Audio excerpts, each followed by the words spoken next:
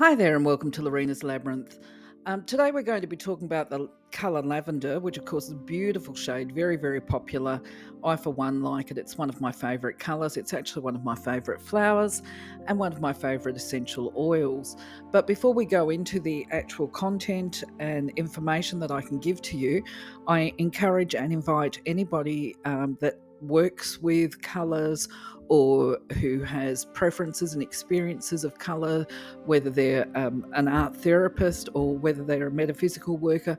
I do encourage you to leave your comments and feedback and even let me know your location, where you're living at. I would appreciate that.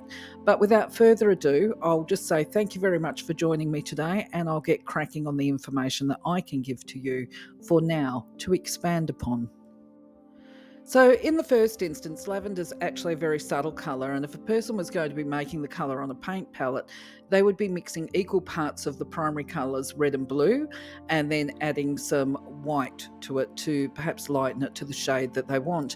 Now, what I find interesting, and I should have mentioned this in the colour videos as well, is when we talk about mixing colours on a paint palette, if we're going to be mixing a primary colours can come in what's called cool or warm shades. And if you're going to mix a warm blue, for example, you wouldn't mix warm blue with a cool red because it ends up being a muddy colour. So if you're going to do some artwork, go for either all warms or all cools, and you end up with much brighter colours. But going back to lavender, yes, it's equal parts of red or blue for that purple emphasis. Um, and then, yes, you would just add white to it to make it lighter. I don't know that I would go as far as adding a little bit more red or a little bit more blue. I think that would probably take us into a different shade or hue as opposed to the lavender colour itself. So the colour composition obviously links in with the chakras, and we've got the red chakra, the base chakra, which is the survival and will centre. We've got the throat and the brow chakras, which is about communication, expression, and of course intuition associated with the brow chakra, and the senses and the clairs. And then of course we go into the crown chakra, which is this understanding, spiritual awareness.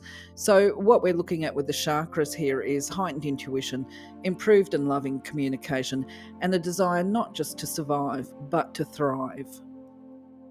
So I wouldn't imagine that it's going to come as any great surprise that the lavender flower is actually associated with spiritual and psychic protection.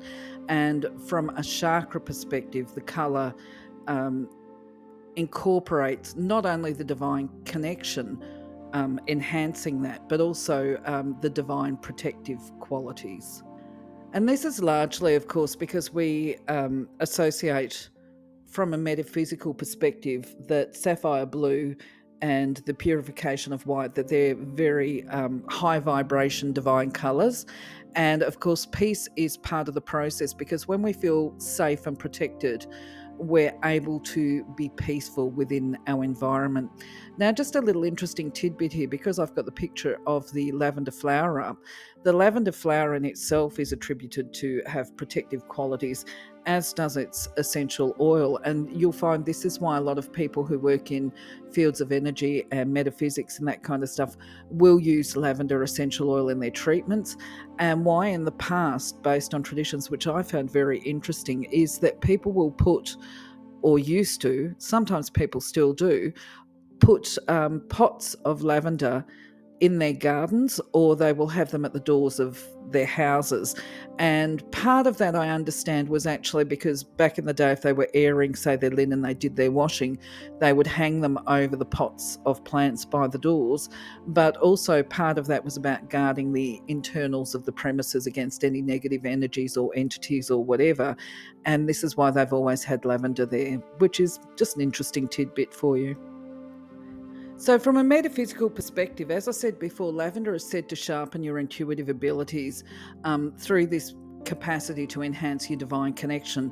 And so, if we're into the metaphysical, which not everybody is, and respect to that, those people that are into metaphysics or energy or whatever, they will associate intuition with the clairs, such as clairempathy, clairsentience, audience, all of this kind of thing.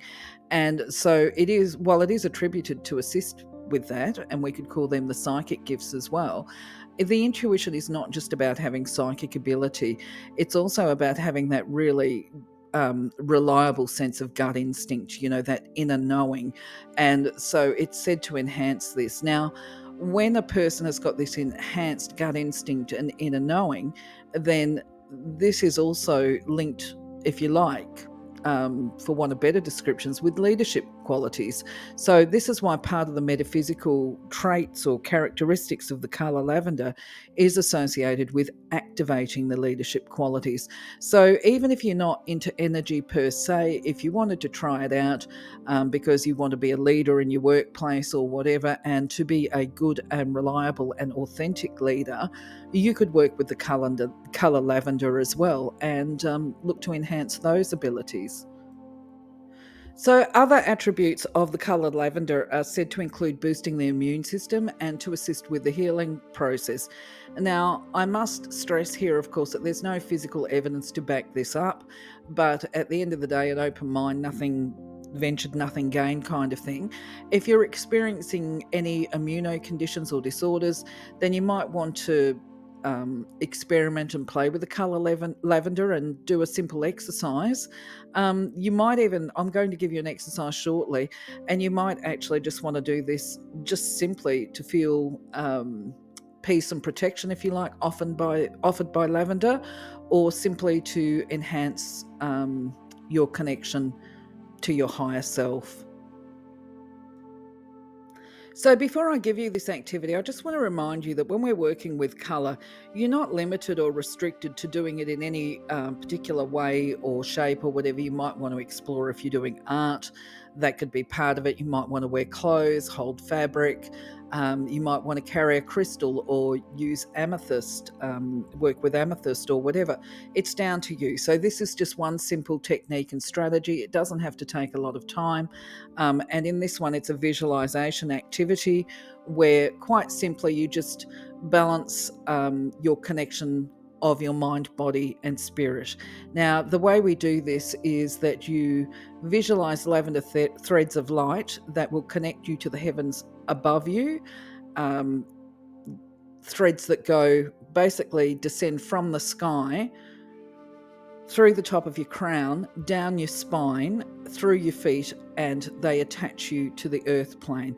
So once again, it's this visualization with the focus on the breath. And on the in-breath, you breathe these lavender threads down, pass them through your body, connect you to the earth on the exhale.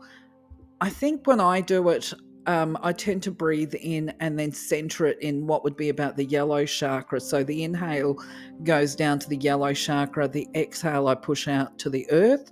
And then when I finish the exhale, then I start bringing the lavender threads back up through my feet from the earth, back through my body, up through the top of my crown, and push out from the crown. This is on the exhale up to the heavens above me. So it's kind of like the solar plexus chakra, the center stomach of your spine. It would be, if you go back and take a look at the chakra image, it's kind of like, although I'm bringing lavender in, I'm bringing it in on an inhale to the yellow chakra, and then on the exhale, I'm pushing it from the yellow chakra, and I might be pushing it above, or I might be pushing it to the earth or whatever, whether I'm on the inhale or the exhale. I hope I'm not confusing you by saying this. I'm hoping you've got a good visualization or imagination thing going on. But anyway, you initially would put the focus on your breath, getting that breathing balanced and rhythmic, and then you go on to the visual aspect. The more we do things, the easier it gets. Anyway, as you're doing this visualization exercise, you could actually do the affirmation before, after, or during, depending on how your memory goes. And you would just say, as previously stated on the other videos, when you do an affirmation, you say it with courage and conviction and belief. So it would be: Divine Spirit, strengthen my connection to my own divinity and allow me to see the divine spark in others. Thanks be. So these are just examples for you to expand upon.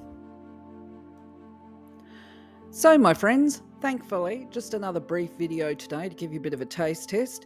So, once again, I'd like to thank you for being part of my journey. I wish you a blessed day, blessed week. Take care of yourself. Hope everything is well for you. Hope everything remains well for you. And I will catch you on the next video. Bye bye for now. Stay blessed.